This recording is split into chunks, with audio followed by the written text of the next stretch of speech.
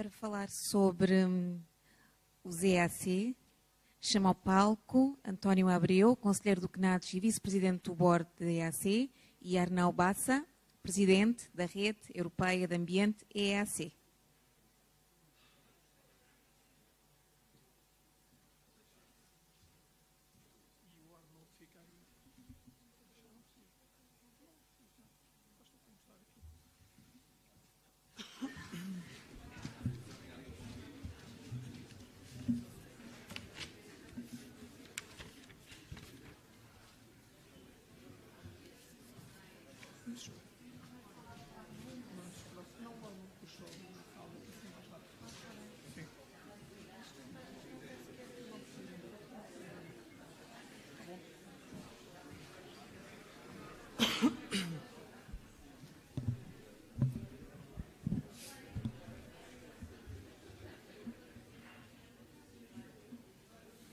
Muito boa tarde, Sr. Presidente. Boa tarde aos presentes. Muitos parabéns ao CNADES. Eu vou ser muito breve, até porque por economia de tempo e também para dar mais espaço a quem nos visita e a nosso convidado, o Presidente da Rede de Conselhos de Ambiente e Desenvolvimento Sustentável Europeia. Portanto, Rede Europeia de Conselhos de Ambiente, à qual o CNADES aderiu precisamente menos de um ano depois da sua fundação. E, logicamente, por via daquilo que é a visão do CNADES, que sempre foi, e em particular do seu presidente à altura, o professor Mário Ruivo, que entendeu que, apesar de ser um Conselho Nacional e ter um mandato muito claro ao nível daquilo que é o seu papel no acompanhamento, no desenvolvimento, na tomada de posição e no ajudar a moldar as políticas públicas de ambiente e desenvolvimento sustentável, não o poderíamos fazer de uma forma isolada e exclusivamente restrita ao território nacional. Então, em menos de um ano após a sua fundação, o CNADES entrou para esta rede europeia, rede que tinha à data 6 anos de existência. A Rede Europeia de Conselhos de Ambiente foi constituída em 93 e o CNADES foi admitido em 1999.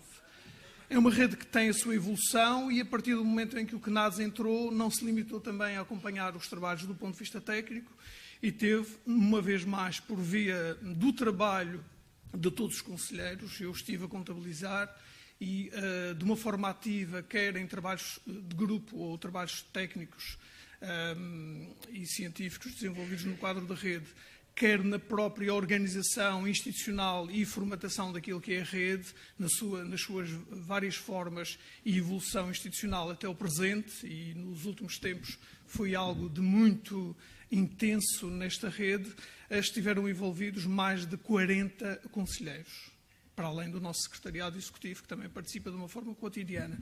Ou seja, houve uma intenção desde o início de entrar, participar, beneficiando dessa sinergia, desse networking, desse trabalho em rede, mas ao mesmo tempo ajudar a fazer uma construção de um património comum, de uma rede que, do nosso ponto de vista, teria que ter também 2 princípios. O princípio da participação, mas o princípio da independência. E este foi, de facto, sobretudo o segundo, um fator que nos deu algum trabalho a todos os conselheiros que participaram e em deliberações internas, a garantia de que a rede europeia teria capacidade de assegurar a independência e o espírito de liberdade que no Conselho Nacional do Ambiente, do ponto de vista institucional, do ponto de vista, digamos, dos seus estatutos e da sua prática, foi sempre a nossa pedra angular. E isso levou a que hoje o Conselho, ou a rede de conselhos, tenha apenas 14 conselhos, representando 11 países, sendo que as representações vão e vêm à medida também das convulsões e das conjunturas. A perda de independência de alguns conselhos similares ao nosso é uma tónica em alguns países. O Viriato falou nisso aqui, portanto há uma dinâmica de contração, de desaparecimento e até de pressão sobre alguns conselhos para que se transformem muitas vezes naquilo que é o branquear ou o esverdear, neste caso, das políticas públicas de ambiente na Europa, e isso faz com que alguns dos conselhos, mesmo em países proeminentes ao nível do cenário europeu, não estejam representados nesta rede. Portanto, hoje somos 14 conselhos representando 11 países, desde o Montenegro, portanto, não nos limitamos apenas ao espaço dito comunitário, mas vários países da Europa, sendo que a liderança hoje, portanto, o quadro constitucional, é dirigido pelo nosso colega Arnau Queralt, que é membro de um conselho regional. Ou seja, esta é uma rede que tem no seu seio, estatutariamente, permite a integração de conselhos nacionais, mas também de conselhos locais ou nacionais. E estão na calha alguns outros para entrarem. Do ponto de vista da estrutura, a última composição é determinada pelo direito holandês, na ausência da concretização da Diretiva Quadro Europeia sobre as fundações. Estamos a viver, porque necessitávamos de uma componente institucional para poder funcionar, para poder gerir o dia-a-dia do ponto de vista administrativo, financeiro e mesmo em termos de compromissos, acabámos por consensualizar a constituição desta rede no direito holandês, que é aquela mais flexível e mais parecida com aquilo que nós pensamos vir a ser o futuro da diretiva relativa às fundações europeias. Tem uma estrutura de trabalho muito simples, tem uma direção, que é ao mesmo tempo a direção que gera que é o board da Fundação, e assenta sobretudo em grupos de trabalho temáticos que se vão criando à medida das necessidades e em função daquilo que são as propostas de cada Conselho. E existe uma Assembleia Geral que é realizada todos os anos em simultâneo com uma grande conferência anual. Nós já tivemos o prazer e o privilégio de ter 2 destas conferências e a próxima, não a deste ano, mas do ano que vem, possivelmente vamos tê-la também novamente em Portugal. Do ponto de vista da agenda, a agenda atual da rede tem algumas temáticas em curso, através dos grupos de trabalho que são constituídos.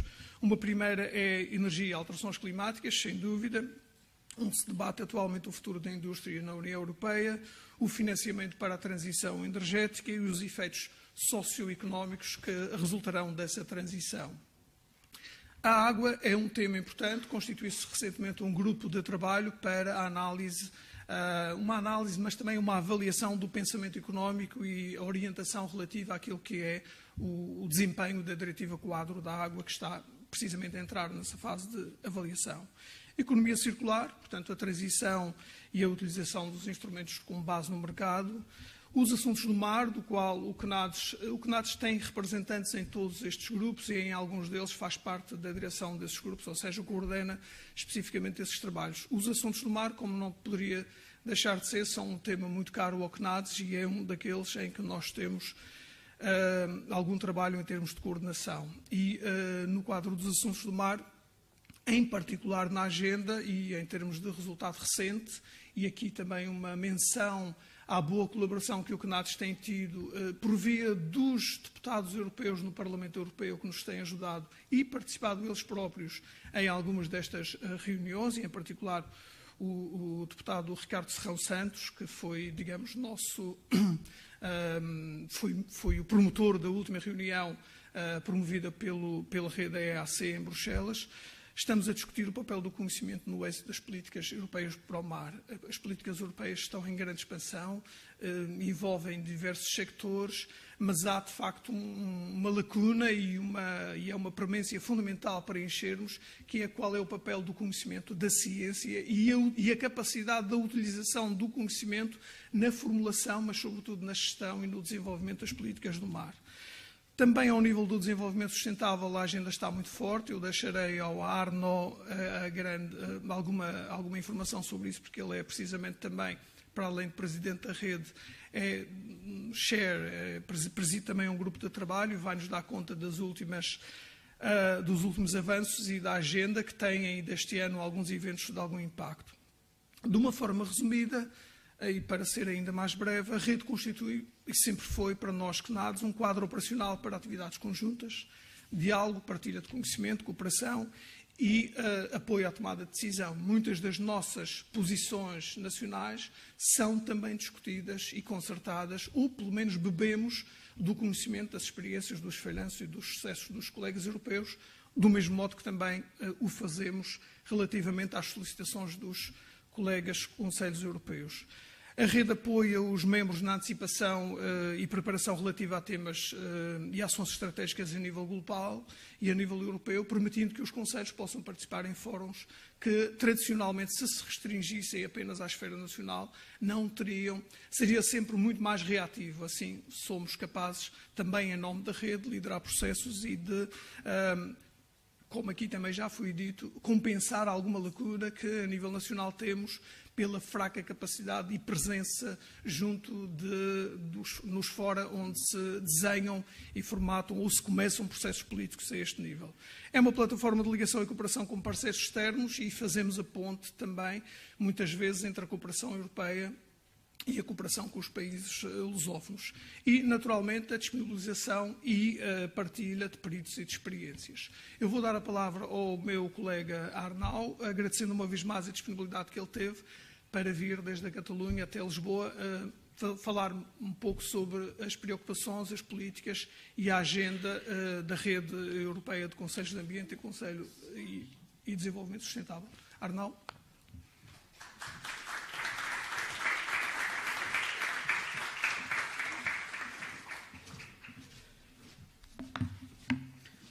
Obrigado, António. Professor Filipe Eduardo Santos, presidente do UNAT, autoridades, membros do Conselho, senhoras e senhores, boa tarde. É uma grande honra partilhar convosco a conferência comemorativa de 20 anos de atividades do UNAT, em nome da Rede Europeia de Conselhos Consultivos a matéria de ambiente e desenvolvimento sustentável, a rede AES, que tenho o privilégio de presidir, agradeço o convite para participar neste evento e dirijo de todo o coração os nossos mais sinceros parabéns. O CNATS foi e continua a ser uma parte essencial da rede EAS. Tem sido uma pedra angular da nossa organização e todos os membros da rede confiam que o Conselho continuará a fazer parte da nossa equipa. Os nossos sinceros agradecimentos por esta viagem conjunta, esta intensa cooperação para avançar para uma Europa mais sustentável. Eu não consegui terminar essa breve introdução com uma lembrança e um pedido de desculpas. A memória, evidentemente, é para o estimado professor Mário Ruivo. A rede EAS está em dívida como professor, como não só foi pioneiro na defesa dos oceanos e no lançamento das temáticas ambientais em Portugal, mas foi fundamental na consolidação da rede europeia de conselhos consultivos para o ambiente e desenvolvimento sustentável. Tem sido e sempre será uma fonte de inspiração devido à sua sabedoria, visão estratégica e capacidade de tecer cumplicidades. O pedido de desculpas muito sincero é pela impossibilidade de corresponder ao gentil convite do UNAT fazendo uso correto do português. É uma bela e amada língua, irmã da língua catalã, na qual penso e sonho, e do castelhano. Permita-me, portanto, continuar minha intervenção nesta última língua igualmente bela e amada. En octubre de 2017, la red EEAC celebró sus primeros 25 años de existencia. En motivo de este aniversario, los 14 consejos que forman parte de ella nos encontramos en Maastricht, en Holanda, para hacer balance de este largo periodo y analizar cómo la red ha contribuido de una u otra manera a la conformación de las políticas ambientales y de desarrollo sostenible en Europa. Hablaremos muy brevemente de ello. Sin embargo, permítanme que comprima de forma radical estos 25 años para llegar a septiembre de 2015, cuando la Asamblea General de Naciones Unidas aprobó la Agenda 2030 para el Desarrollo Sostenible con sus 169 objetivos globales de sostenibilidad. Una agenda global, pero con profundas implicaciones domésticas. Una agenda que pide transformar el mundo, mejorar el mundo, transformando las realidades propias de cada territorio con una visión global e integradora.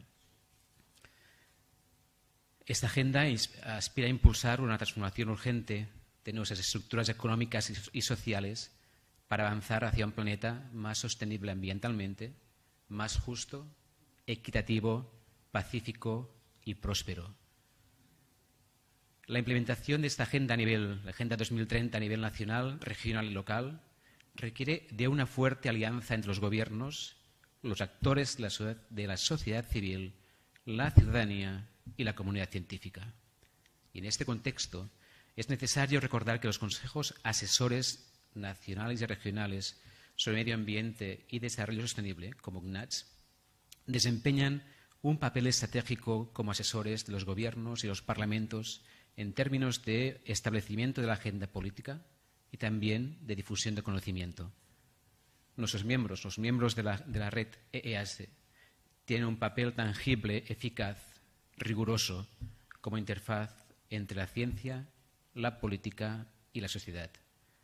Una interfaz, un puente transversal que mira a largo plazo, que intenta romper los silos que están detrás del documento de la Agenda 2030, pero que están en la realidad creando o articulando, vertebrando la mayor parte de políticas públicas a nivel local, a nivel regional y a nivel nacional y europeo.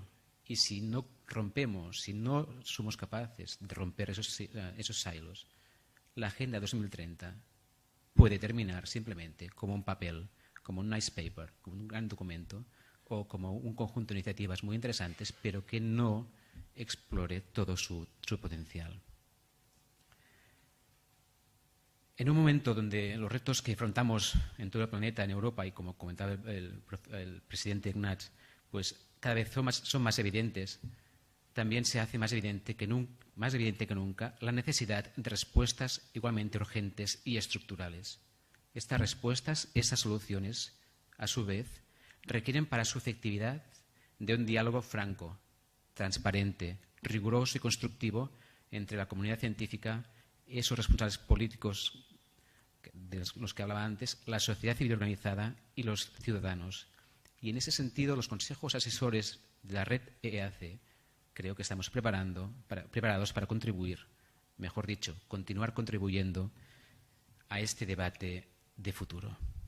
Como Antonio ha explicado muy bien, la red EEAC no sé si lo ha comentado, pero es un poco diverso. Tenemos consejos asesores regionales, tenemos consejos regionales nacionales, tenemos consejos asesores de parlamentos, tenemos consejos asesores de gobiernos, pero ¿qué nos une?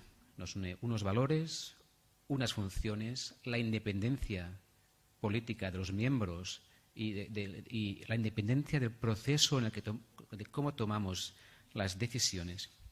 Y estas características que tiene la red se muestran especialmente relevantes en este momento. Estamos viendo así como tuvimos el gran ímpetu, la gran creación de consejos asesores después de en 1992. Tenemos que recordar que ya en el año 1968 se creó, antes de la cumbre de Estocolmo, se creó ya el Consejo Asesor de Medio Ambiente de Suecia y que en el año 1971 se creó el Consejo Asesor Alemán para el Medio Ambiente, que es el miembro más veterano de nuestra red. Pero a partir de ese primer nacimiento de consejos, no volvemos a encontrar la aparición de nuevos consejos hasta Río, hasta 1992, y ahora con la Agenda 2030 empezamos a ver cómo esas estructuras tan interesantes, a nuestro parecer, que son los consejos asesores y tan útiles, empiezan a renacer.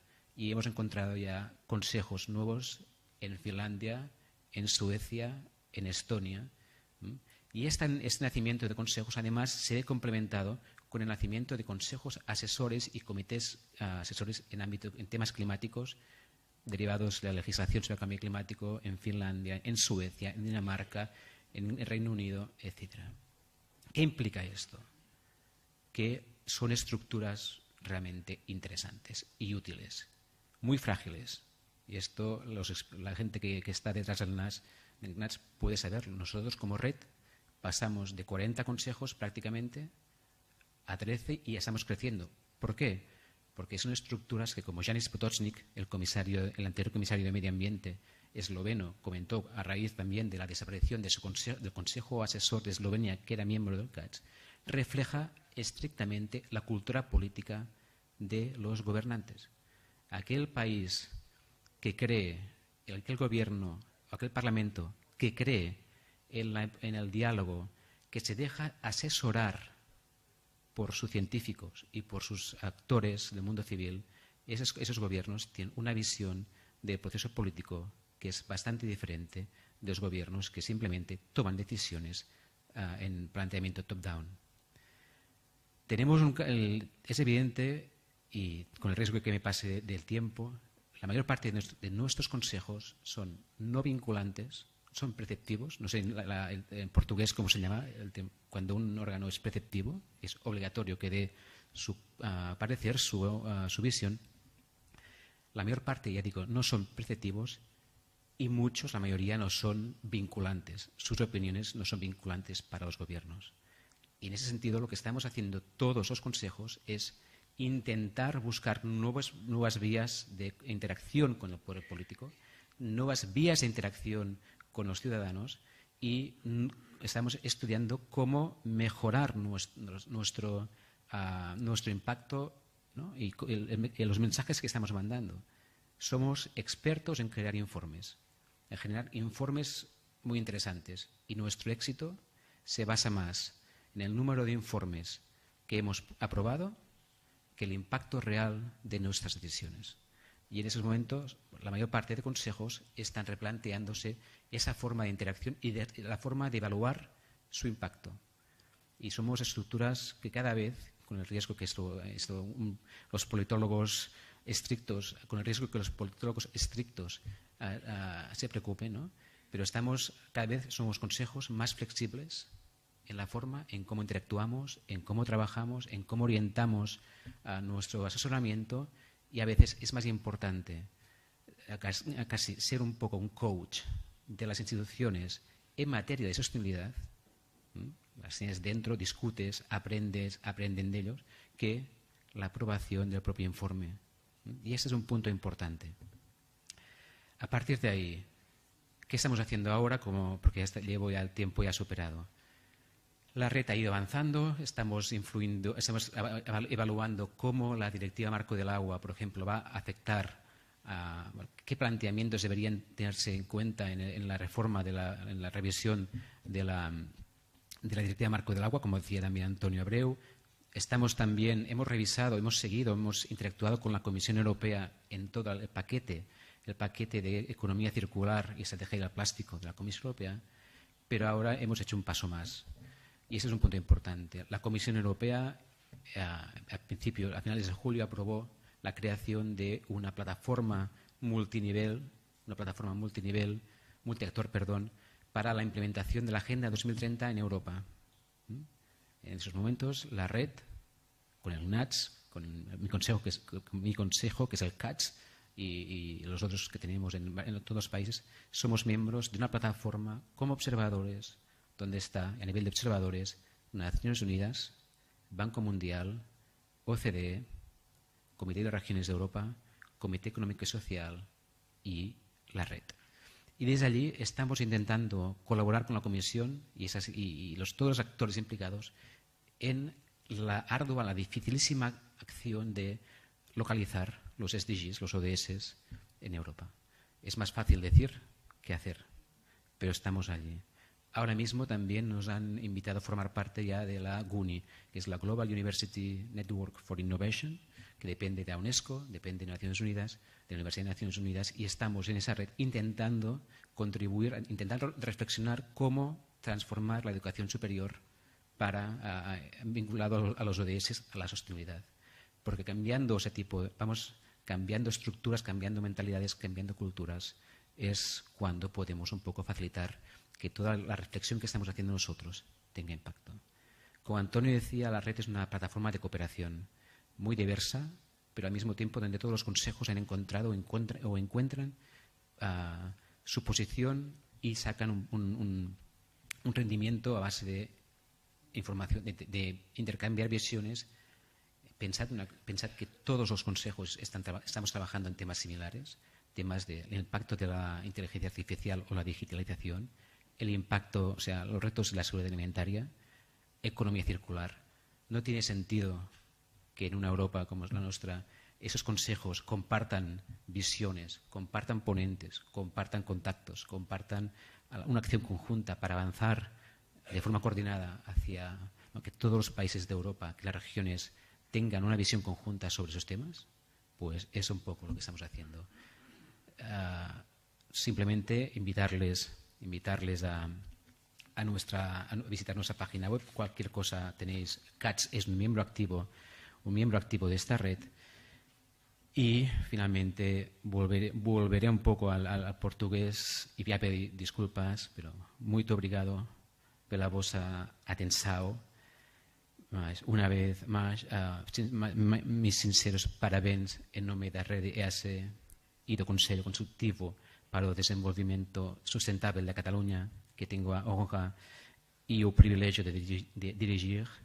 Desejo unha feliz continuação desta magnífica conferencia. Muito obrigado.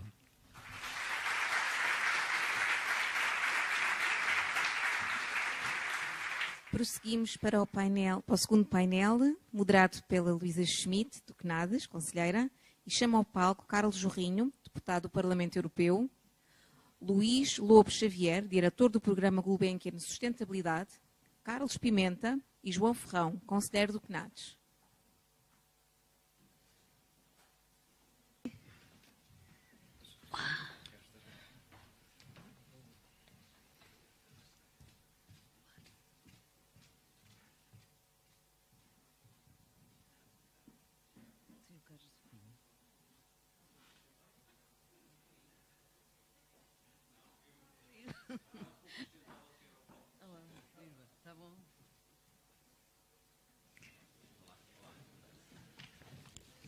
Então, muito boa tarde a todos.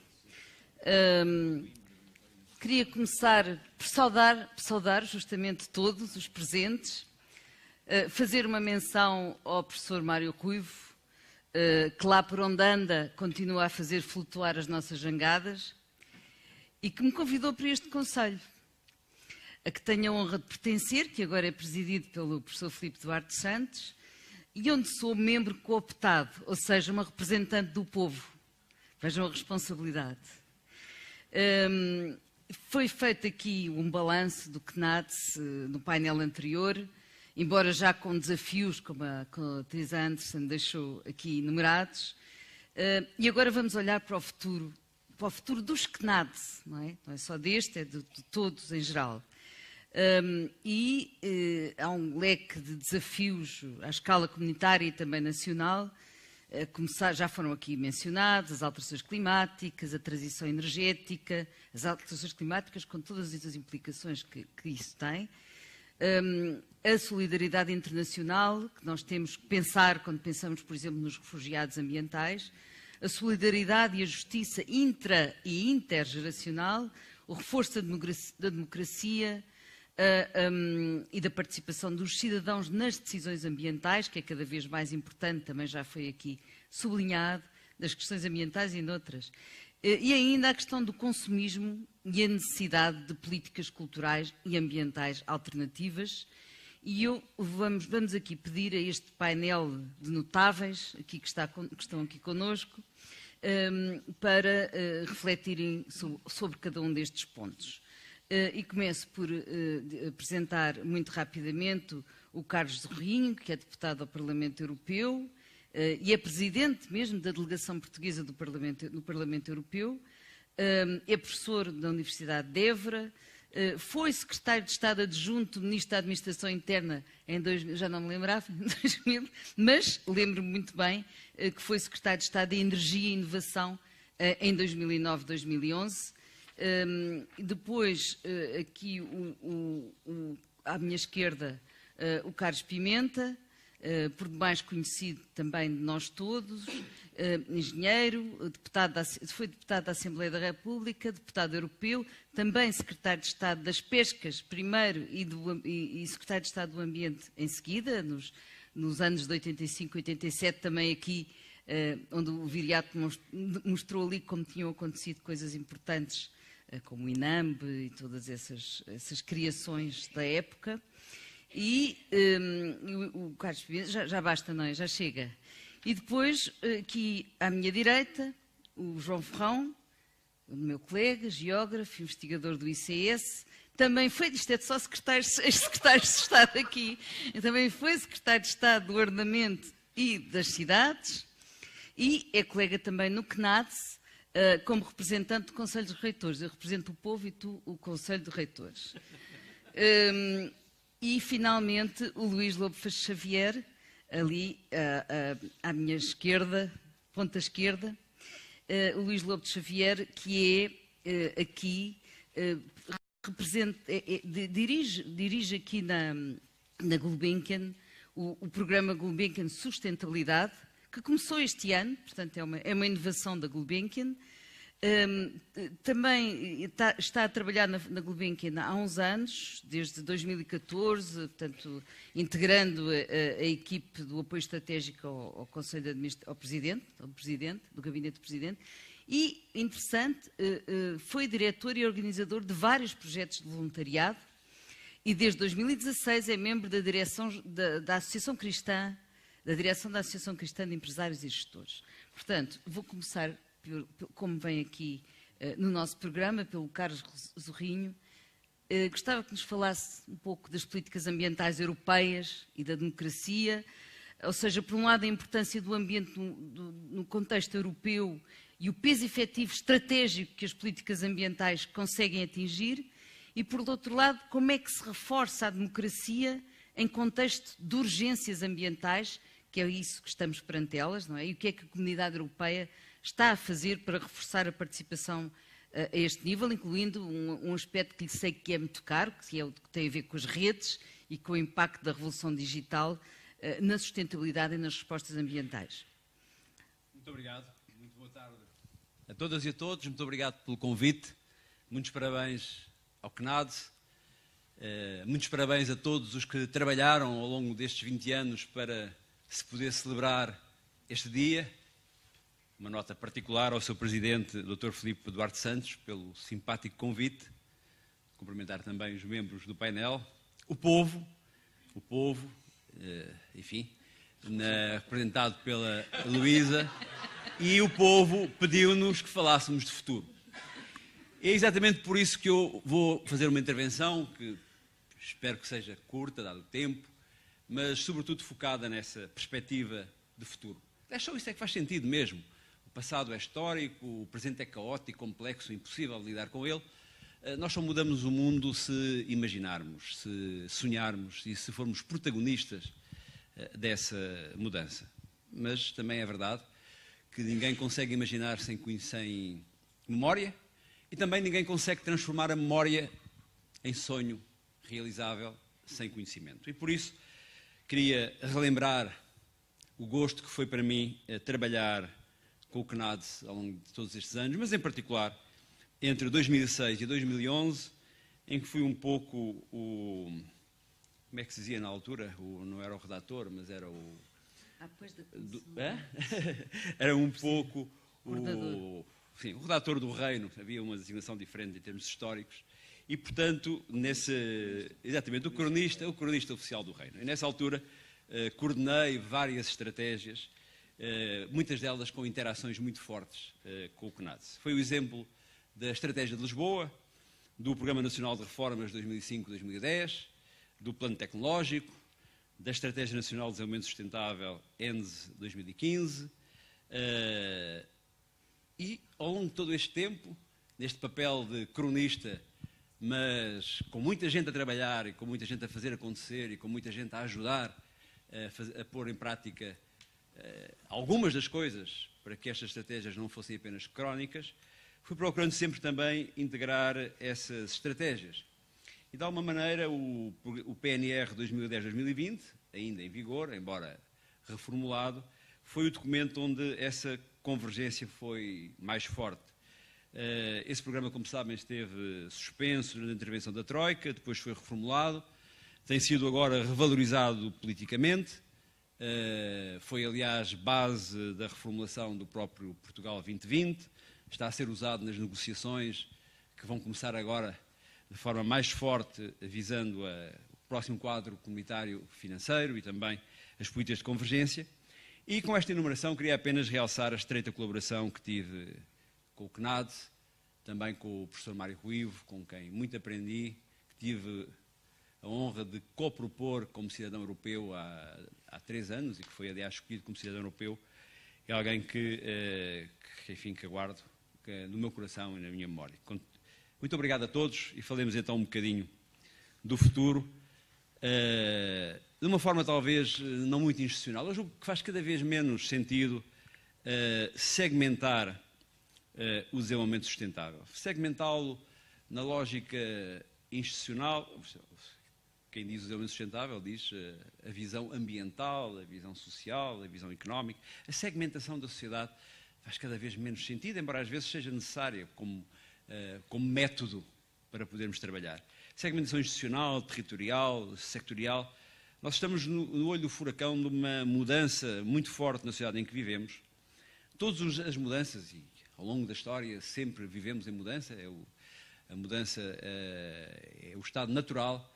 Todas as mudanças resultam de revoluções na energia, na informação, na forma como se combina informação e energia, mas esta revolução tecnológica tem um impacto acrescido na sustentabilidade, porque não é apenas marcada pela aceleração, uma aceleração brutal na produção, processamento, transmissão de dados e de informação, mas é também marcada pela aceleração do impacto físico dessa mudança e, portanto, pela aceleração do consumo de recursos, que são recursos limitados. O mundo, afinal, a história não tinha acabado, como pensou Fukuyama. O mundo não é plano, como nos disse Friedman. O mundo é muito rugoso, há muita história e tudo isto acelerou muito. E o risco de despiste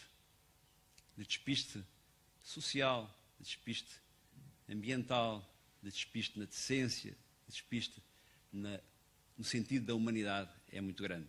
As revoluções não são boas nem más por natureza, depende do que quisermos fazer com elas. O que esta revolução tem de diferente, do meu ponto de vista, é que ela é como aquela história do aquário. Sobrevivem os peixes muito pequenos e os peixes muito grandes. Eu acho que nesta revolução, fundamentalmente, os protagonistas que podem marcar a diferença são o infinitamente pequeno, o indivíduo, e o infinitamente grande, se quiserem o planeta, se quiserem o universo. O que está no meio muitas vezes é mais causa do que consequência. E é por isso que eu, pensando no futuro, acho que é evidente que as relações institucionais dos conselhos, a interação, a concertação, toda essa parte institucional é muito importante. Mas o que é determinante é a capacidade que os conselhos, os protagonistas, tiverem de mobilizar de forma mais direta os indivíduos, de interagir com eles, de construir percepções favoráveis. Aliás, tudo começa, quando pensamos hoje nos algoritmos mestres, tudo começa na forma como nós atribuímos significado às coisas. Portanto, nos significantes, na forma como criamos significantes positivos para a sustentabilidade, significantes positivos para a dignidade, significantes positivos para a decência. E, portanto, na adoção de padrões de vida sustentáveis, que ao mesmo tempo se têm que ligar em rede. E aqui vem o papel do infinitamente grande, eventualmente sobre a égide da ONU, para garantir a dinâmica global e a concretização de dinâmicas como o Acordo de Paris, ou como a União da Energia na União Europeia, ou como a estratégia para a economia circular. Os conselhos também têm que ser chave nos processos educativos e pedagógicos, na formulação dos acordos comerciais de nova geração. Um grande problema hoje é que a globalização é desregulada. A OMC não tem poder. Aquilo que é as grandes vantagens de sustentabilidade, democracia, preocupação social da União Europeia são desvantagens competitivas reais, que depois criam populismos anti-europeus. E a única forma que nós temos de tentar regular a globalização é através de acordos comerciais de nova geração, que não são apenas acordos comerciais. Têm o seu capítulo ambiental, têm o seu capítulo de direitos humanos, têm o seu capítulo de sustentabilidade. Tudo isto é fundamental. Atuar sobre o indivíduo e sobre as suas dinâmicas sistémicas. Atuar sobre aquilo que é global e sobre a sua dinâmica global. Tudo isto, de qualquer maneira, não nos deve fazer perder o sentido pragmático. É claro que os conselhos para o ambiente, o desenvolvimento sustentável, com este ou outro nome, fazem sentido no acompanhamento das políticas em concreto. Foram aqui dados alguns exemplos.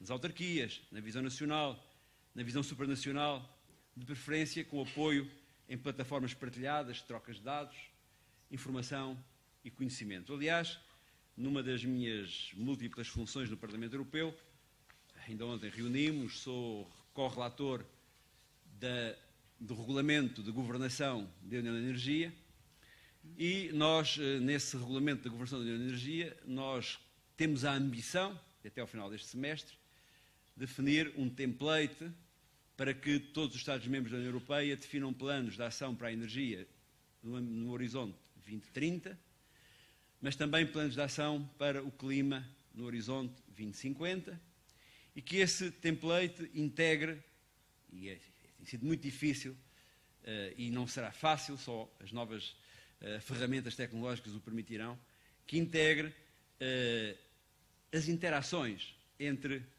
a forma como a energia que é produzida, a eficiência, o modelo de consumo, a organização da sociedade, a forma de mobilidade, a organização industrial, os modelos de construção, a economia circular, e propomos, alguns Estados-membros são contra, mas estamos quase a conseguir uma maioria, propomos também que, associados a estes planos de ação e este template de governance, quer de governance do clima, quer de governance da energia, e tanto daquilo que está a acontecer no mundo hoje, nomeadamente tanto daquilo que nos deixa ficar atónitos em relação à geoestratégia, é resultado da energia, e é resultado, por exemplo, do facto da União Europeia ser deficiente em termos do seu abastecimento energético, que explica tanta coisa que as pessoas não compreendem sobre a incapacidade das políticas únicas, por exemplo, na União Europeia.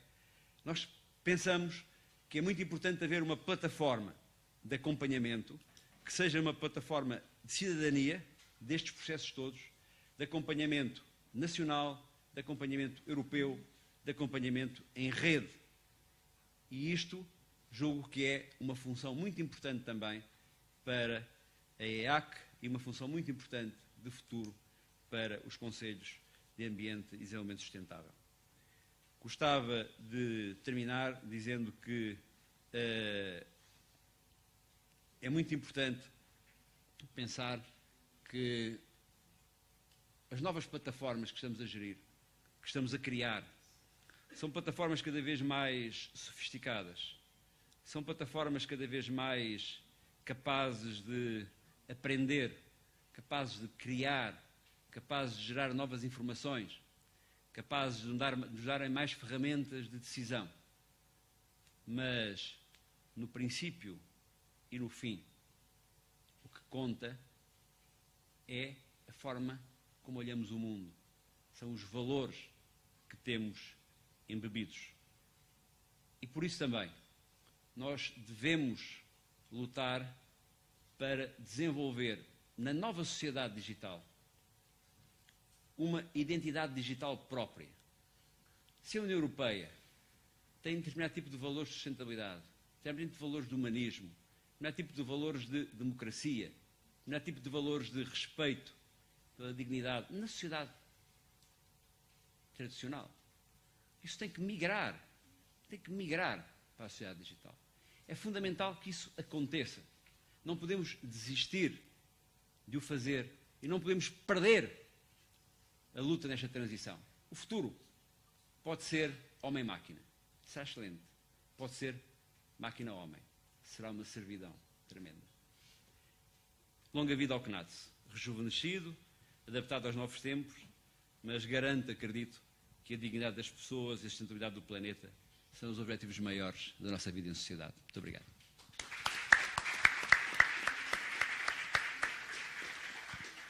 Então dou agora a palavra aqui ao nosso representante mais novo, o Luís Lobo Xavier. Quando falamos, e lançar-lhe aqui um desafio, quando nós falamos em desenvolvimento sustentável, falamos necessariamente em solidariedade intergeracional, não é?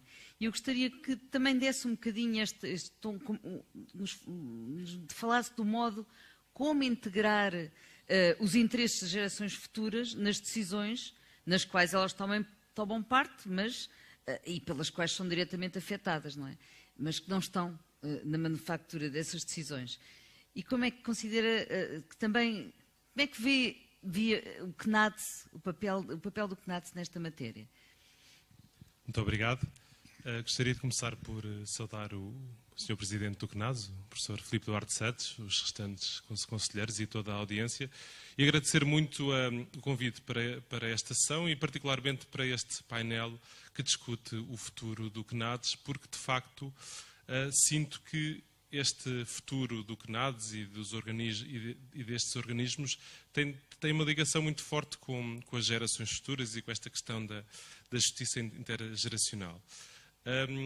Começando se calhar por explicar que a Fundação Gulbenkian fez recentemente uma reestruturação e uma reflexão estratégica sobre a sua atividade distributiva e decidiu criar um programa na área da sustentabilidade, com dois focos, em dois temas específicos, porque, enfim, para maximizar o impacto percebemos que tínhamos que nos cingir a poucos temas. Um dos temas é, de facto, a justiça intergeracional e as preocupações com as gerações futuras, que, de facto, estão na base do próprio conceito de sustentabilidade. E, de alguma forma, é um tema, e esta vocação para temas de longo prazo está muito também intrínseca na própria matriz da Fundação Gulbenkian. A Fundação Gulbenkian, como sabem, por testamento é perpétua. Aliás, é das poucas restrições que o fundador deixou à Fundação, para além das 4 áreas estatutárias, foi esta vocação de perpetuidade. Portanto, uma das grandes missões da Fundação é garantir que a Fundação existe também para as futuras gerações. Daí também o interesse deste tema para a Fundação. Basicamente, o nosso objetivo ao longo destes 5 anos é conseguir promover compromissos para com as gerações futuras e conseguir, de alguma forma, que o interesse das gerações futuras seja tido em conta nos atuais processos de tomada de decisão. Claro que quando nós começámos a refletir sobre este tema, que tantas vezes é discutido de uma forma às vezes menos imparcial ou mais demagógica, começámos por perceber que realmente que temos aqui um dos primeiros problemas que aqui se levantam é uma questão de representação. Quem é que representa as gerações futuras? Que ainda não nasceram, não estão cá e, de facto, normalmente nós sabemos que para alguém ter algum tipo de representação e ser sujeito de direitos e deveres, uma das condições essenciais é ter personalidade jurídica. E, de facto, uma pessoa que ainda não nasceu não tem personalidade jurídica. Portanto, uma das questões que nós tentamos perceber é de que forma é que nós conseguimos que, de facto, gerações que ainda não existem possam ser representadas. Temos 2 hipóteses à partida. Ou, de alguma forma, tentamos que essa representação seja tida em conta na atual arquitetura institucional, ou seja, tentamos que o Parlamento, o Provedor de Justiça, enfim, o Tribunal de Contas, as várias instituições que hoje em dia existem, de alguma forma, incorporem também preocupações para com as gerações futuras. Ou então, uma outra alternativa seria pensar na criação ou na instituição de instituições ou procedimentos próprios e específicos para de facto, proteger as gerações futuras. Este foi um caminho que, por exemplo, a Hungria e Israel seguiram. Israel criou, em 2001, uma comissão denominada Comissão para as Gerações Futuras, que era uma comissão que fazia parte era uma comissão intergovernamental e, de facto, tinha poder de veto numa série de leis com impacto nas gerações futuras. Tinham acabava por ter um trabalho muito interessante, porque era uma iniciativa dentro do Governo que avaliava os impactos das decisões que o Governo tinha nas gerações futuras e tinha, de facto, este poder de influenciar algumas das leis. Infelizmente, acabou por ser extinta esta comissão parlamentar, foi extinta no final do termo do primeiro mandato, foi extinta em 2006. As razões apontadas foram razões de orçamento, mas enfim, também o que se discutia na altura era também que, de facto, o próprio sistema não estava preparado para ter uma comissão que vetava leis, enfim, mais vocacionadas para o curto prazo. E, enfim, todos sabemos que muitas vezes as coisas na área política o curto prazo acaba por ter uma certa preponderância e, portanto, esta comissão que, no fundo, vincava as preocupações de longo prazo, acabou por criar também algumas situações mais conflituantes. Outro exemplo é o exemplo da Hungria. A Hungria decidiu também criar, em 2007, uma figura denominada o provedor das gerações futuras. Também, no fundo, fazendo paralelo com o atual, com o que nós temos, que é o provedor de justiça, no fundo, tinham também um provedor cuja missão também seria zelar pelos interesses das gerações futuras. E, inclusivamente, em 2011, a própria Constituição da Hungria incorporou, de facto, a preservação quer dos recursos, quer também dos valores e da cultura e, no fundo, obrigou, ou de alguma forma responsabilizou quer o Estado, quer cada pessoa por este legado que se deixa às gerações futuras. Enfim, isto são apenas exemplos, de facto, quer dizer, não estamos aqui, de alguma forma, a preconizar a criação de órgãos deste género, mas, de facto, no fundo, o que queríamos trazer aqui para o debate hoje tem a ver com isto. De facto, isto é uma questão que se discute a nível das instituições, quem é que pode representar as gerações futuras. Também se discute a nível internacional a criação nas Nações Unidas de um comissário para as gerações futuras. Também a nível europeu é uma discussão que está a ser tida. E, de facto, quando olhava para a missão do CNAS, que no fundo é proporcionar a participação de várias forças sociais, culturais e económicas na procura de consensos relativamente à política ambiental, a palavra que mais me chamou a atenção foi esta, participação, proporcionar a participação.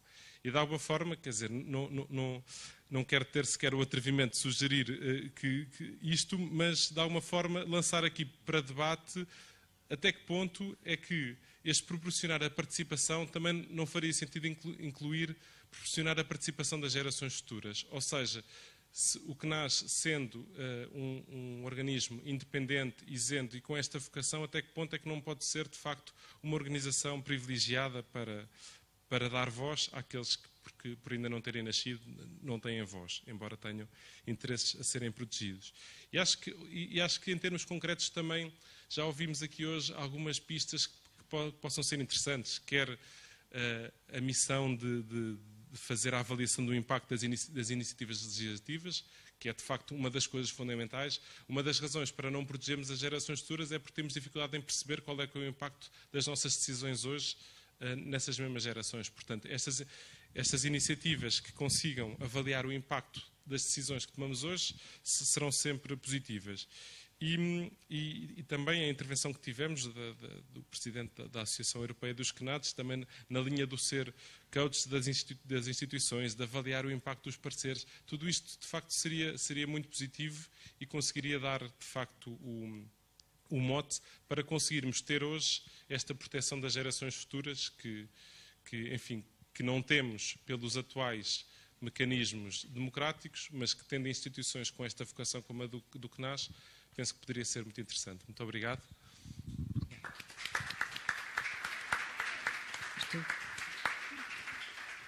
Muito obrigado. A palavra agora ao Carlos Pimenta. Eu pedi para falares um pouco sobre a promoção das políticas comunitárias de transição energética e contexto das alterações climáticas, mas fala do que quiseres. Obrigado. Do que quiseres. Com visão para o papel do CNADS desde que foste um animador no final dos anos 80 até... Luísa, bom, eu, em primeiro lugar, sob o CNAD, dirigido por dois eminentes cientistas e fantásticos seres humanos, o professor Mário Rivo e o professor Filipe Duarte dos Santos, o professor Mário Rui, que eu conheci em 83, quando ele era responsável pela Comissão dos Oceanos, no Unesco e nas Nações Unidas, e que foi realmente uma influência extraordinária para mim. E depois o Filipe Duarte dos Santos, como o nosso Papa do clima e da atmosfera, sempre com a integração do humano na física, como o professor Ribeiro Teles, a nível da paisagem e da biodiversidade, o professor Paiva, a nível da botânica, e tantos outros que me fizeram este caminho. E hoje eu sou um homem amargurado, porque eu sei que estamos a perder a batalha do dia-a-dia pela salvação do planeta Terra. Não tenhamos dúvidas. Nós estamos a perder a batalha. Falamos das gerações futuras, nós estamos a perder o presente. E a questão mais dramática é que nunca soubemos tanto sobre o que está a passar na Terra e nunca ficámos tão sossegados, aqui sentados, bem vestidos, bem alimentados, e ao mesmo tempo que, efetivamente, cada dia o planeta vai sendo destruído em termos do equilíbrio ecológico que nos viu nascer e que permitiu que a espécie humana sobrevivesse.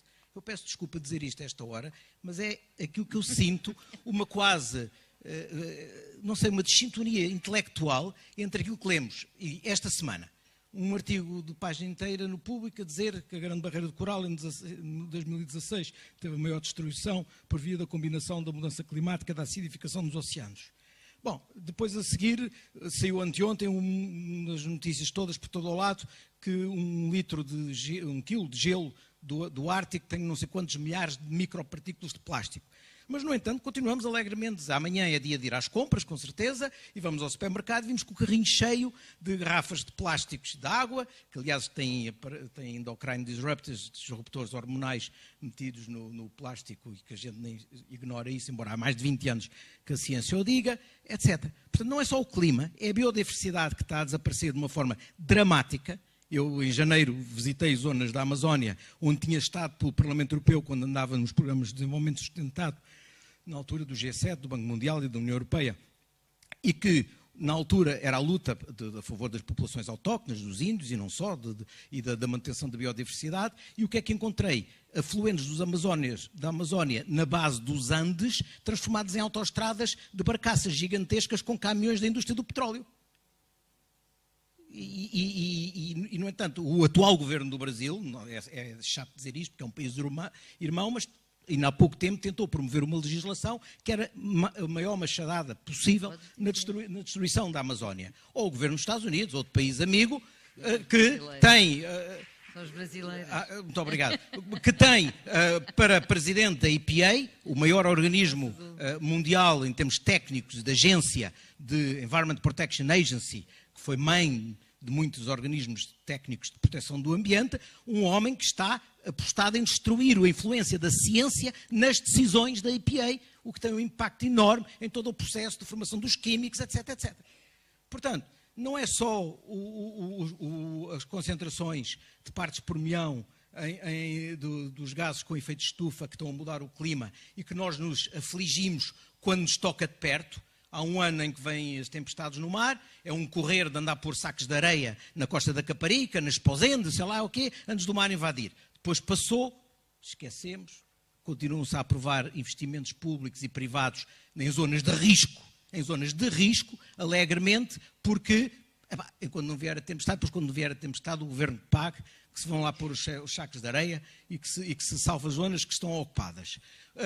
Depois vêm os incêndios, porque há um período com uma série de acontecimentos que são propícios, mas então vêm as chuvas, esquecemos. Mas depois na lei das limpezas das matas, recente, que se tem muito assassinato de biodiversidade se tem feito à conta de limpeza das matas, e não ouço dizer isso. Portanto, o CNAS, como organismo que junta a ciência, porque sempre desde o princípio fundamentou os seus pareceres na disciplina e no rigor da verificação dos dados, da verificação das metodologias e também no diálogo com os atores sociais e com a administração pública e o Estado, é insubstituível.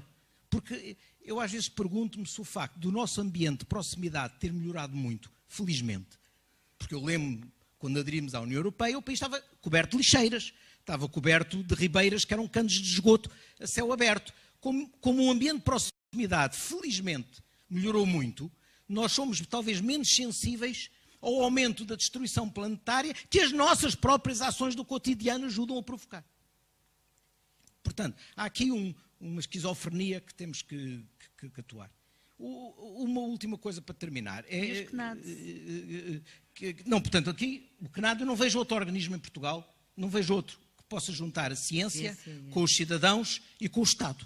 O Estado nas suas várias...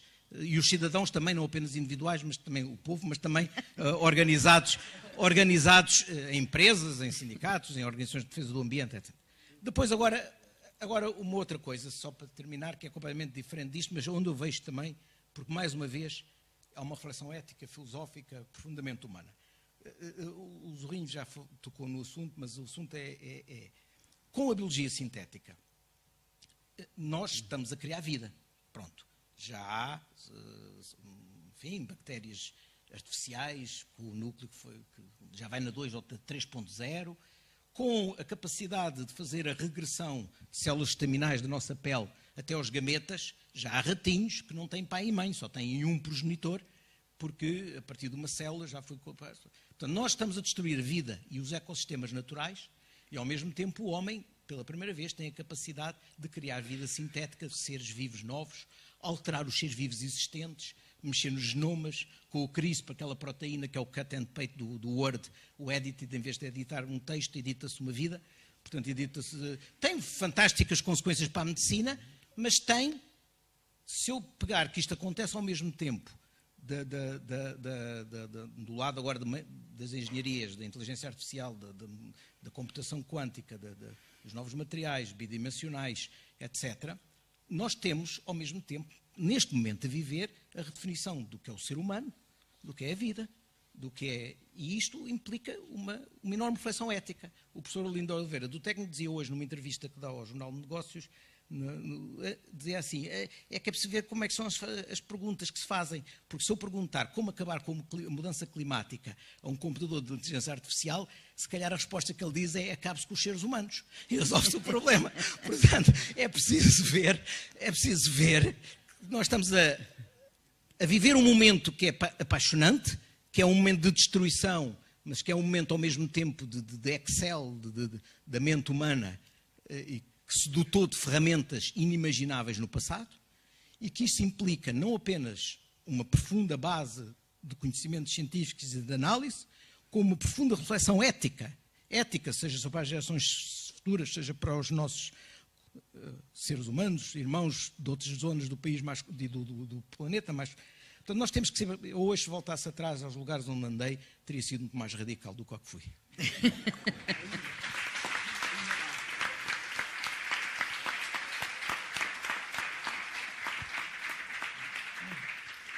Muito obrigado. E agora a palavra ao João Ferrão. E um desafio, portanto, no quadro do comunitário, o impacto das alterações climáticas redefiniu muito a importância de certas estruturas territoriais que se tornaram determinantes. Quando pensamos, por exemplo, das bacias hidrográficas ou das áreas protegidas, um bocadinho desprotegidas entre nós, mas protegidas de nome. E portanto, queria te perguntar como é que vês o papel do CNAD nesta ligação que foi aqui já muito falada também entre ciência e dinâmicas cívicas neste processo destes territórios, da visão territorial. Sim. Muito bem. Bom, muito boa tarde também a todas e a todos. Eu estou dispensado a agradecer ao CNAD, porque sou membro do CNAD, mas não posso deixar de cumprimentar o Presidente, o professor Filipe Duarte Santos, e também enviar um grande abraço ao professor Mário Ruivo, evidentemente. Eu vou tentar responder a esta questão colocada pela Luísa em nome do povo, enquadrando um bocadinho mais e tendo noção que, sobretudo, sendo eu membro do CNAD, tudo aquilo que propor para o futuro é um ónus sobre nós próprios, porque é mais trabalho que nós teremos que ter. Comecemos pelo início, porque é por aí que começamos sempre, e foi isso que já foi feito hoje. Mas convém relembrar o seguinte: o CNAD é filho do seu tempo, e nasceu no tempo certo, mas nasceu com as marcas do tempo em que esse nascimento aconteceu. E, portanto, se nós lermos o que diz a legislação, e se nós lermos o que o CNAD tem vindo a fazer, nós percebemos que há uma espécie de uma equação muito clara, que é a obtenção de consensos alargados em torno de interesses conflituantes, visando informar políticas públicas com base em conhecimento técnico ou científico. É isto que nós fazemos. É esta a ideia fundadora do CNAS, é isto que nós procuramos fazer. Este foi o paradigma que formatou o nascimento do CNAS e que tem formatado o trabalho do CNAS até agora. A questão é, para depois responder à questão da Luísa em nome do povo, a questão é se nós não teremos que dar mais alguns passos, não para abandonar esta linha, porque a linha fundadora será sempre, do meu ponto de vista, a linha essencial, mas para a complementar com alguns aspectos novos. E daí a questão do ónus, porque já estou a dar mais trabalho a nós próprios. E, portanto, eu não posso deixar de voltar àquilo que são... Pois é, exatamente. É isso mesmo, exatamente. Mas a jangada continuará a andar. Olhemos então para as palavras essenciais. A questão dos consensos alargados. Já hoje aqui foi referido duas coisas. Uma, que por grande mérito do professor Mário Ruivo e agora do professor Filipe Duarte Santos, mas também porque essa é a cultura do CNAS. Estando presente no CNAS conselheiros com visões tão diferentes e representando também interesses legítimos, como é evidente, tão diferentes, nós sempre procuramos tomar decisões por consenso. Isso foi dito e creio que é a clara vantagem dessa postura. Mas também foi dito pelo José Guerreiro, e nós não podemos esquecer isso, que o consenso tem um custo e que, por vezes, os parceiros do CNAS não vão mais longe em nome do consenso. Temos aqui um pequeno passo a dar. Não, repito, para destruir aquilo que é a história e a cultura do CNAS, mas para introduzir de forma inteligente aquilo que eu chamaria a gestão do conflito. E o que é que eu quero dizer com isto? Quero dizer que, se calhar, para além do tipo de parceiros que nós temos feito e continuaremos a fazer certamente, nós podemos fazer um outro trabalho, ONU sobre nós próprios, que não é fazer avaliações, como dizia o Jorge Moreira da Silva, que nós não temos condições para isso, mas é fazer uma espécie de análise custo-benefício de várias opções, elas sim, opções, não são interesses, opções, elas sim conflituantes entre si, para que o poder político ou os decisores possam, em função de informação robusta, tomar decisões. Isto é, nós não temos, nestes casos, nós não temos que emitir um parecer consensual sobre a orientação que propomos. O que temos é que identificar aquilo que é essencial do ponto de vista de custos e benefícios de opções que, sendo claramente contraditórias entre si, são alternativas. Ou se vai por um caminho, ou se vai pelo outro. E, portanto, aí a orientação é outra. Não é fácil, mas é outra. E, portanto, não se trata de mudar de paradigma, trata-se de reformular o paradigma que configurou desde o início o CNAS. Um outro movimento, e que prende-se de forma mais direta com aquilo que a Luísa perguntou, esta relação ciência, dinâmicas cívicas e o papel do CNAS, tem a ver com os outros dois elementos da equação que eu referi há pouco. Isto é, as políticas públicas como digamos, destinatário, as políticas públicas e, portanto, os decisores públicos como destinatário fundamental e o conhecimento técnico-científico como pilar também fundamental. Não é para substituir nem uma coisa nem outra, mas que nós temos que dar mais importância ao cidadão e à informação para o cidadão, e nós temos que dar algum espaço para conhecimentos que vêm das vivências, que vêm das experiências das pessoas e que não são necessariamente técnico-científicos. Não para substituir o conhecimento técnico-científico, mas para trazer essa sensibilidade, esses sensores empíricos que nós, aliás, numa viagem de estudo do Programa Doutoral de Alterações Climáticas, passa a publicidade, ocorrido na semana passada, vimos claramente como é interessante ouvir, por exemplo, surfistas que, pelo facto de lidarem com o mar no dia-a-dia, são muito sensíveis a determinadas manifestações, não necessariamente às causas, mas a determinadas manifestações, e podem nos trazer para aqueles que têm um pensamento com base em critérios técnico-científicos, informação que é interessante e é importante. E, portanto, o que eu queria dizer é que, nesta relação do CNADS com a ciência e com as dinâmicas cívicas, que tem que ser reforçado, creio que a questão essencial é esta. O CNADS não investiga, evidentemente, não tem condições para investigar. O CNADS escuta, aconselha e informa. E, provavelmente, o modo, ou quem escuta, o modo e como aconselha e o modo como informa tem que mudar ligeiramente. E aqui está mais um ónus, porque vamos ter que continuar a fazer o que fazemos e estou-lhe a juntar mais coisas. Para ser mais claro, mas também ser rápido, porque já é tarde. E suponho que estamos a atrasar. Temos que participar. A questão da escuta. Talvez muitos não saibam. Eu, aliás, só recentemente pertenço ao CNADS. O CNADS, entre os seus procedimentos, tem uma cultura muito interessante. E da sua cultura faz parte a cultura das audições. Porque os membros do CNADS, apesar de terem uma diversidade de formações, de perspectivas, de interesses muito distinta, não sabem tudo sobre tudo, como é evidente. E têm que ouvir quem sabe. E têm que ouvir quem nos tem coisas a dizer sobre aquilo sobre as quais nós vamos opinar. Nas audições, provavelmente, nós temos que passar a introduzir uma componente, a ver como, que vá para além daqueles que são os que nós costumamos ouvir. Quem é que nós ouvimos? Ouvimos técnicos, ouvimos decisores, basicamente. Não é só, mas pessoas das organizações, das ONGs, etc, etc. Mas, para fazer a ligação com a pergunta da Luísa, ciência, dinâmicas cívicas, bacias hidrográficas, áreas protegidas, como é que nós ouvimos os regantes? Como é que nós ouvimos as populações das áreas protegidas? Como é que nós vimos? É claro, está lá a Luísa a representar o povo, mas apesar de tudo, o povo vai para além da Luísa e daquilo que a Luísa consegue representar.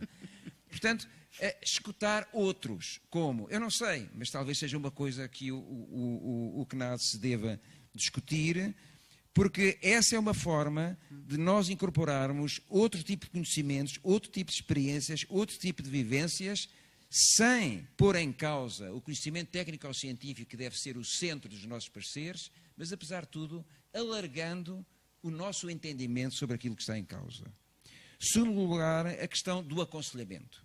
O nosso aconselhamento, e até porque é essa a orientação que levou à criação do CNADS, como eu disse, está muito orientada para as políticas públicas e para os decisores políticos, e nós temos feito, creio eu, quem está de fora ajuizará o nosso trabalho, mas ainda agora a última recomendação que nós fizemos ao Governo e à Assembleia da República tem exatamente esse objetivo de alertar e procurar influenciar e informar decisões políticas. Mas nós podemos influenciar outras agendas. E há duas agendas que são evidentes, a agenda científica e a agenda mediática. E o CNADS pode também, com enorme esforço, com certeza, mas tentar ter um papel mais relevante nessas duas agendas. Por exemplo, a FCT tem neste momento, muitos dos presentes saberão, tem ou em preparação ou já em discussão as chamadas agendas temáticas, algumas sobre temas que têm muito a ver com o CNADS, desde logo as alterações climáticas, ou a economia circular, ou as cidades, ou muitas outras. Portanto, nós temos também alguma coisa a dizer sobre as agendas científicas e podemos também influenciar as agendas mediáticas, ou seja, ir um pouco para além daquilo que já é muito de informar as políticas públicas. E, em terceiro lugar, o informar. O informar significa, quando falamos nesta relação ciência e dinâmicas cívicas no contexto do CNADS, significa, entre outras coisas, traduzir para uma linguagem simples e perceptível e que seja entendida pelo cidadão, entre aspas, normal, isto é, pelo cidadão que não tem conhecimentos técnico-científicos especializados, aquilo sobre o qual nós opinamos ou emitimos pareceres. Este trabalho de tradução não é fácil. Quem está na ciência sabe que tem que o fazer, e que há pessoas que o fazem muito bem, mas que não é um trabalho fácil.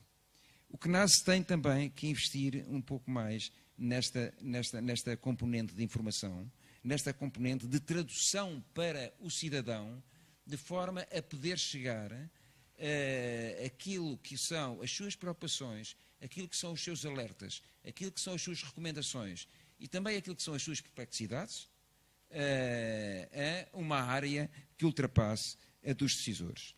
Portanto, para terminar, eu estou consciente que aquilo que estou a lançar é uma espécie de bumerangue, porque depois nos vem parar ao colo, não é? Na próxima reunião do CNADS vamos discutir como é que tudo aquilo que já fazemos, em condições muito precárias, nós, conselheiros, mas nós também, o conjunto de pessoas que no dia-a-dia acompanham e apoiam a atividade do CNADS, aquilo que nós já fazemos. Eu sei que essa não é uma tarefa fácil, mas eu gostaria de terminar reforçando esta minha ideia essencial.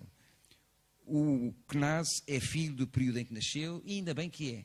Estamos todos orgulhosos disso. E, portanto, tem esse paradigma que o marcou. Esse paradigma não o podemos abandonar, mas temos que o renovar. E é talvez essa renovação e o sentido dessa renovação e o reconhecimento da necessidade dessa renovação talvez seja o melhor tributo que nós podemos dar ao professor Mário Ruivo, a todos aqueles que até agora, de forma direta ou indireta, têm contribuído para o CNADS, mas também celebrar o dia de hoje, no sentido em que estes 20 anos são o fim de um ciclo de 20 anos, mas são com certeza também o início de muitos ciclos de vários 20 anos. Muito obrigado a todos.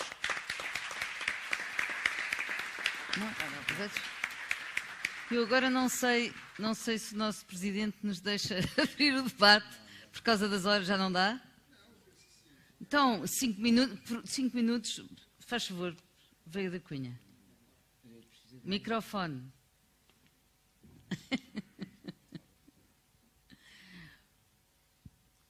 Falo baixo, sem microfone, não me consigo fazer ouvir. Ora, ontem o professor Guilherme Oliveira Martins lançou um livro, Encontros da História, em que falava do património cultural e histórico deste país e da forma como está a ser desbaratado. O que me parece ser um problema importantíssimo. No entanto, fala-se menos da forma como está a ser desbaratado o nosso património cultural, o nosso património natural e ambiental, que de facto tem vindo a sofrer, e nós temos exemplos, infelizmente, exemplos recentes dessas consequências, desse efeito, com as consequências que teve, nos problemas dos incêndios, nos problemas da seca que esteve para acontecer e que não aconteceu, mas acontece para o ano, etc. E, portanto, está completamente desguarnecida essa frente de defesa do nosso património natural e parece-me que há que dar uma grande volta a essas coisas, bem deste país, e isto no quadro de poder funcionar alguma atenção em relação aos objetivos de desenvolvimento sustentável. Ora, falava o Jorge Moreira da Silva, o Eugênio Sequeira, o Carlos Pimenta, que não se está a dar atenção suficiente aos objetivos de desenvolvimento sustentável. E eu acho que tem toda a razão, quer dizer, se perguntarem ao homem da rua o que são os objetivos de desenvolvimento sustentável, não há ninguém que vos responda tacitamente, que vos responda claramente. Há países que, desde em 2015, isto foi decidido, começaram nas escolas primárias a ensinar às crianças o que são os objetivos sustentáveis. E se lhes disserem número 3, eles respondem saúde, se disserem número 6, respondem água, se disserem número 7, respondem energia, se lhe perguntarem cidades, eles dizem que é o número 11, que os detalhes ficam dentro do cérebro, portanto, ficando dentro dos neurónios, para utilizar uma expressão que o professor Mário Ruivo gostava muito de utilizar, era rara a reunião em que não falava dos neurónios, como sabem. Eu estive 17 anos no CNADS e há 3 meses achei que, sendo o menos jovem dos membros do CNADS, já não estava suficientemente jovem para permanecer e pedi dispensa aqui ao nosso presidente, o Eduardo Santos, mas, enfim, durante 17 anos vivi perfeitamente este ambiente que foi aqui descrito.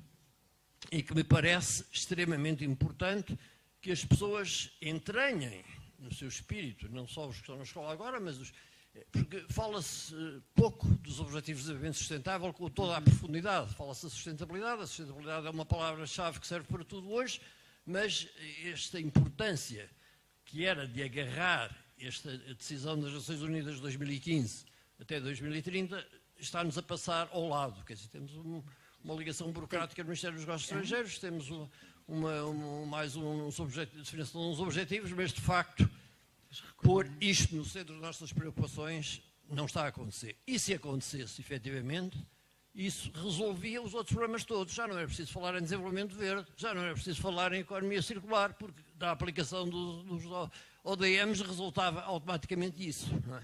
Bom, portanto, acho que isto é importante. Papel do CNADES. Estou a acabar. Peço desculpa, papel do CNADES tem que ser realista, quer dizer, o CNADES faz muito para a dimensão que tem. É preciso dar-lhe uma atenção completamente diferente para que ele possa fazer mais. Não basta que as pessoas queiram fazer. As pessoas que estão lá estão todas em tempo parcial, têm as suas ocupações. Portanto, na prática é preciso criar uma plataforma, o que quiserem, qualquer coisa exterior, em que o CNADES funcione como guardião e controle. Mas o que é importante, mais do que o CNADES, é transmitir o espírito do CNADES ao trabalho que se faz. Esse é que há que preservar. Não é? Portanto, é preciso haver um entranhamento dessa preocupação na sociedade portuguesa. Quer dizer, nós temos que exercer em relação a esse problema o papel da galinha, pelo menos, e um pouco do porco. Como sabem, o papel da galinha e do porco no pequeno almoço inglês é que a galinha está interessada, mas o porco está comprometido.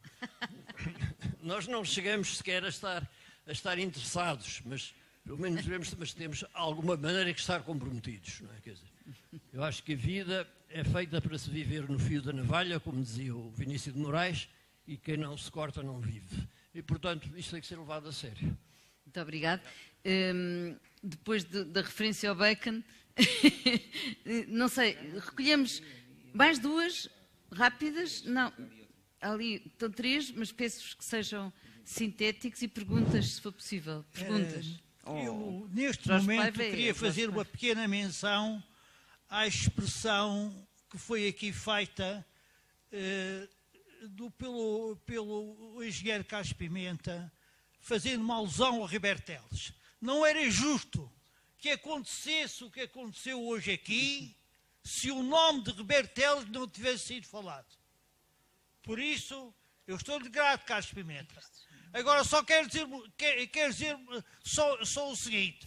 Fez anteontem 32 anos que aconteceu Chernobyl. Quero lembrar estes todos presentes aqui que Castela não se importa connosco e que, efetivamente, temos Almaraz aqui ao lado e eu que estava em Espanha tive dentro das isolinhas há 32 anos dessas nucleares. Pronto, eu quero dizer que é necessário, é forçoso que a gente vá dizer aos espanhóis que não queremos mais o Almaraz porque já passou o seu tempo. Obrigado, Sr. Arquiteto Reis Gomes. Jorge Paiva lá atrás. Também foi referenciado. Eu sou, tal como o Carlos Pimenta, um ser atormentado. Cada vez que vou às florestas equatoriais, que vou lá todos os anos e não acabei de chegar, é um desastre. Estamos a caminhar para um desastre coletivo brutal. E fui também elemento do CNADES e é uma proposta que eu vou fazer ao CNADES. Porque eu atualmente tenho uma luta que vou ganhar, porque nós temos 3 antenas de rádio públicas. Antena 1, normal. Antena 2, cultura. Antena 3, música. Ambiente. Sustentabilidade, 0. Temos 2 canais de televisão. O normal e o outro, 2 de cultura. Ambiente. Sustentabilidade, biodiversidade, 0. Eu já disse a Quercos que não deviam ter 1 minuto para Quercos, porque isso é uma vergonha. De maneira que eu vou ganhar esta luta, porque achei que nós devíamos ter programas, né, que nós pagamos contribuição para isso. Não me interessa o que é que as televisões e as rádios privadas fazem, não tenho nada com isso. Agora, esta eu pago na minha contribuição mensal, para termos rádio para o povo, e até lá programas para o povo, toda a gente gosta, não sei como é que se chama, daquele senhor gordo, mas pronto. Pronto, muito bem, mas para o problema fundamental desta gaiola onde estamos metidos, que é o planeta Terra, nada se resolve, que estamos a emporcalhar, como disse o Carlos Pimenta. Ora bem, e portanto eu vou ganhar isso, porque também tenho gente de direito na família, e as associações ambientalistas têm direito de antena. Vamos ter direito de antena. Agora, é preciso não pôr lá a falar um fundamentalista nem um idealista. Nem um chato. E, portanto, a CNADES é uma instituição que pouca gente conhece no país. E, portanto, tem direito à antena e a elucidar, como agora disse um elemento da CNADES, e elucidar o povo daquilo que estão a fazer. Porque, infelizmente, eu também fui elemento da CNADES, às vezes dávamos parecer e o governo já tinha resolvido o problema. Não valeu a pena. Muito obrigado. Uma última intervenção do Joanás de Mel, ONG. E também nosso colega no CNADES agora. Boas tardes.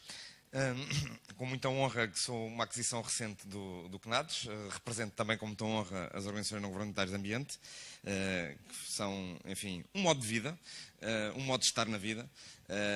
Há muito esta tendência a dizer que as ONGs são muito radicais e tal. Bem, ainda bem que há alguém que é radical, porque senão nunca havia nada feito. Toda a doutrina ambiental que existe em Portugal e na maior parte do mundo teve origem nas ONGs. É uma coisa que às vezes as pessoas esquecem.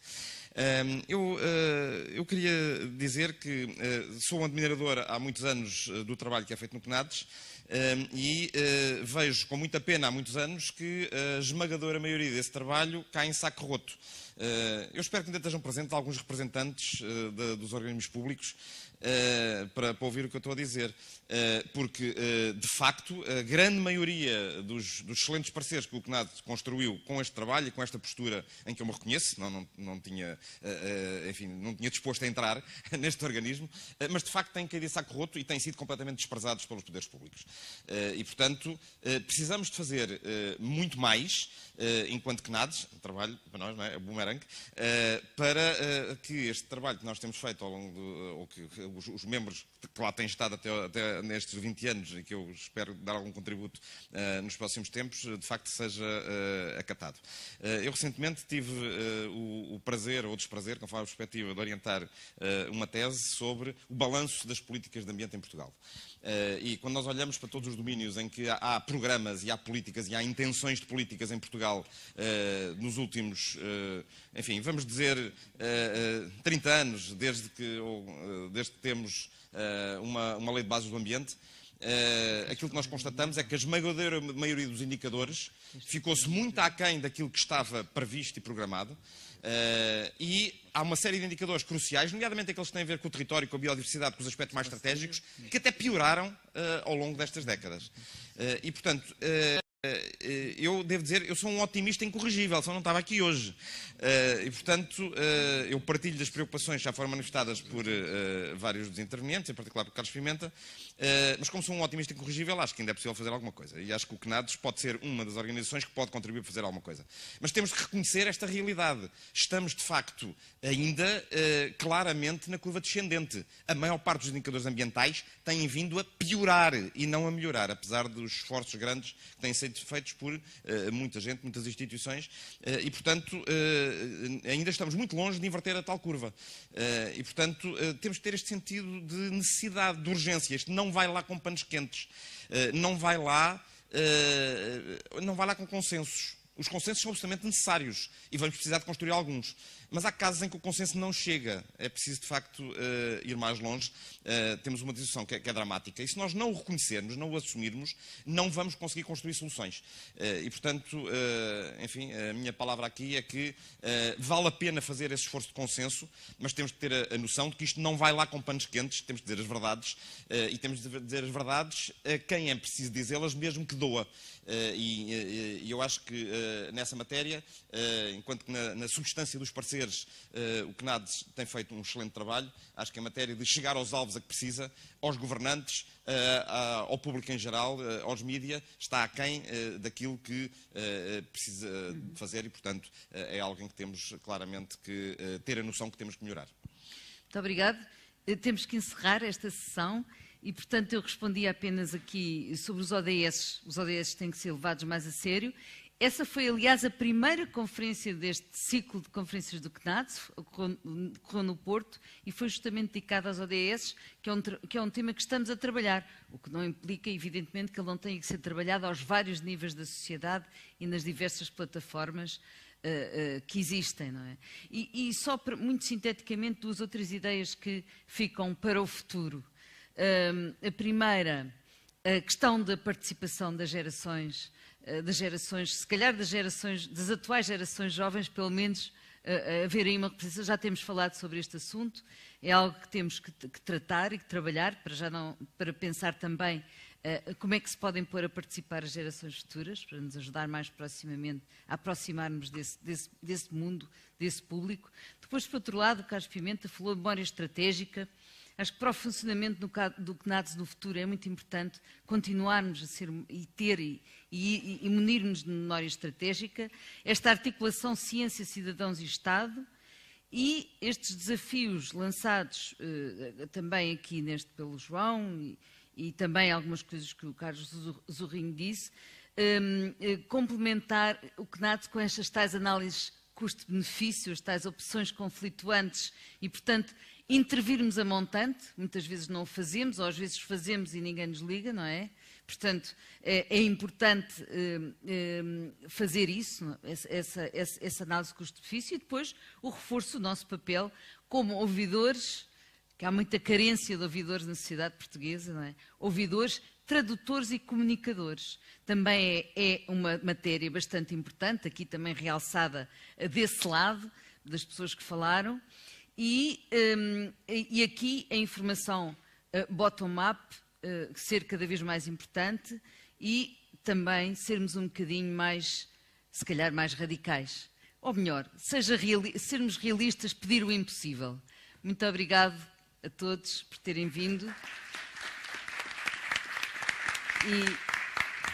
E vamos continuar agora com a sessão final.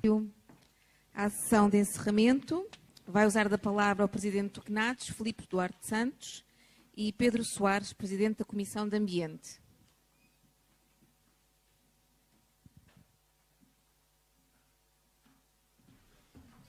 Nós temos notícia de que temos apenas 3 minutos, porque vai haver outra sessão aqui, mas aquilo que eu queria dizer é que tudo aquilo que foi dito, e foi muito importante, está gravado, está registado, de maneira que o CNADS vai ter uma sessão no dia 10 de maio. No dia 10 de maio vamos ter a oportunidade de ponderar todos os contributos que foram aqui assim ditos, e aquilo que eu gostaria de fazer é agradecer a todos os oradores e a todos os participantes a presença. O ambiente, enfim, não é uma primeira prioridade, não é? Mas, portanto, a vossa presença dá-nos entusiasmo, dá-nos esperança. Agradecer a todos a participação e agradecer muito especialmente ao secretariado ter preparado esta conferência e as outras que estão a ser, enfim, planeadas. Enfim, o amor à camisola que todos nós no secretariado temos e que é essencial para manter esta jangada a flutuar.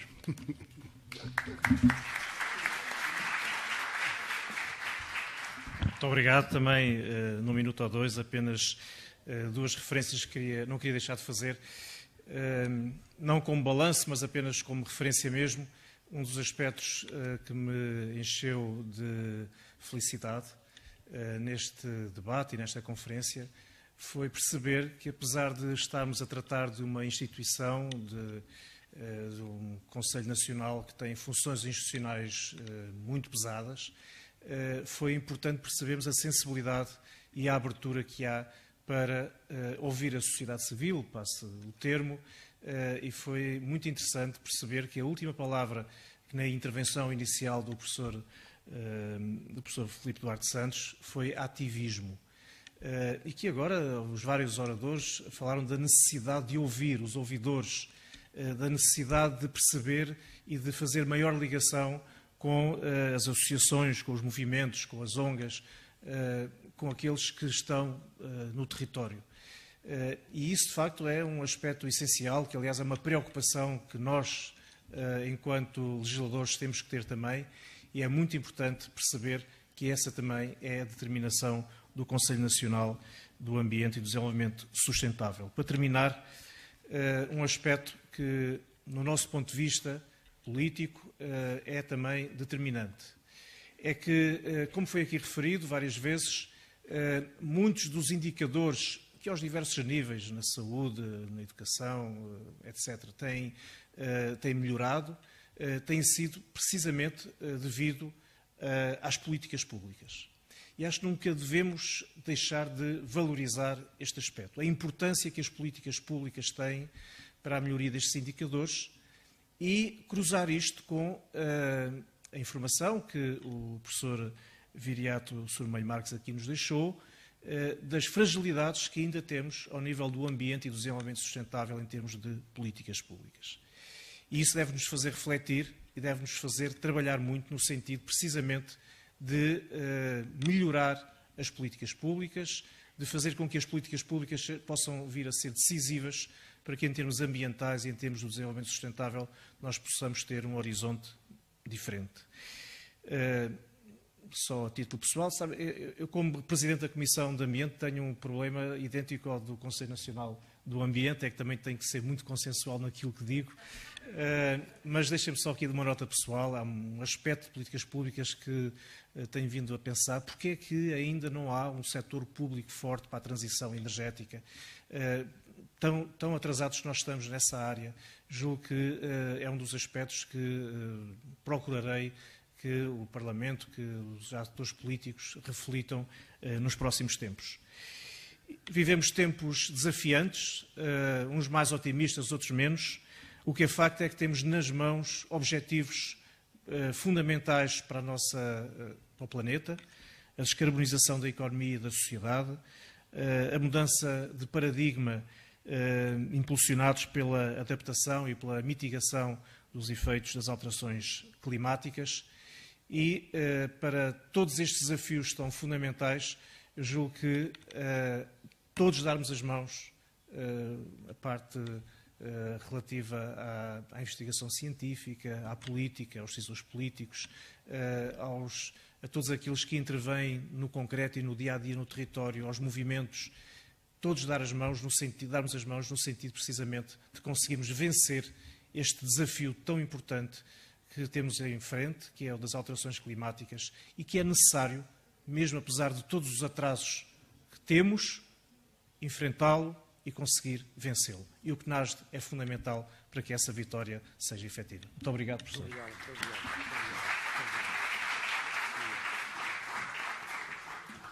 Está encerrada a conferência. Muito obrigado.